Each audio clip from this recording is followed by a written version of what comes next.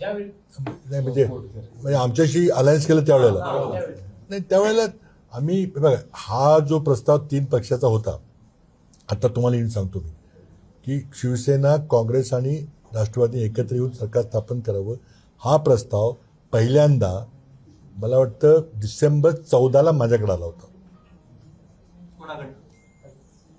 मित्रपक्षाकडून की आपण तिघं मिळून सरकार करूया.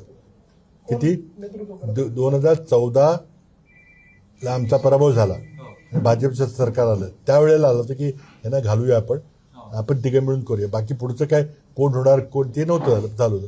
मी तिथल्या तिथं उभ्याच प्रस्ताव रिजेक्ट केला. ते नव्हतंच पुढचं होतं. मूळ कल्पना एकत्र यायचं का, मग नंतर पुढच्या गोष्टी. तिथंच प्रस्ताव रिजेक्ट केला की आमच्या पक्षाला शिवसेनेवर जाणं मान्यच होणार नाही. मला मी जर गेलो प्रस्ताव घेतो तर मला तिथं ओरडतील तिथे आमचे नेते 14, पण 19ला मीच तो प्रस्ताव पुढे दिला. का नेला?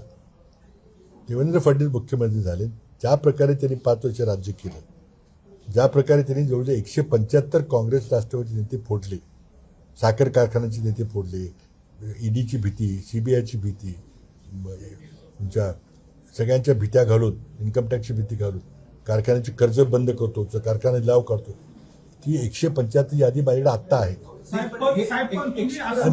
मग मी विचार केला की हे जर थांबलं नाही, 19ला पुन्हा जर देवेंद्र मुख्यमंत्री झाले तर आपलं काही खरं आहे राहणार नाही, कारण शेवटी पैशापुढं काही चालत ते आपण बघतो आता रोज. म्हणून आम्ही तो प्रस्ताव दिल्लीला तिथं त्यांनी रिजेक्ट केला, बिलकुल चालणार नाही. आम्हाला काय म्हटले माहिती आहे दिल्लीला की तुम्हा लोकांना मंत्री व्हायचं म्हणून तुम्ही या आघाडी सरकारचा प्रस्ताव आणलेला आहे, पण तुम्ही केरळामध्ये काय होईल, कर्नाटकमध्ये काय होईल काय माहिती. कारण शिवसेनेचं इमेज जे होतं दक्षिणेचं राज्य ते एक विशिष्ट होतं सुरुवातीचं, जे होतं बाळासाहेब ठाकरे असतानाच होतं. पण त्यांना आम्ही सांगितलं की बदललेलं आहे, आणि म्हटलं तुम्ही असं करा की प्रत्येक काँग्रेस पक्षाच्या आजीबाजी मुस्लिम नेत्याला तुम्ही फोन करा, मंत्री असतील किंवा आमदार असतील किंवा माजी असतील, किंवा काय करायचं.